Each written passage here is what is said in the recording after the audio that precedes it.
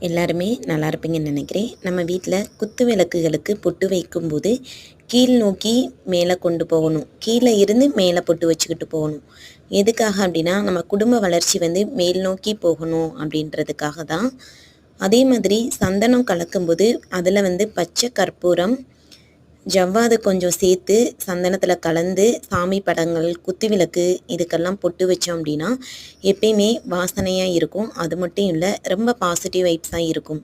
கண்டிப்பாக நீங்கள் உங்களோட வீட்டில் குத்து விளக்குக்கு பொட்டு வச்சிங்க அப்படின்னா இந்த விஷயங்களை கண்டிப்பாக ஃபாலோ பண்ணுங்கள். கீழ் நோக்கி மேலே கொண்டு போங்க, சரிங்களா?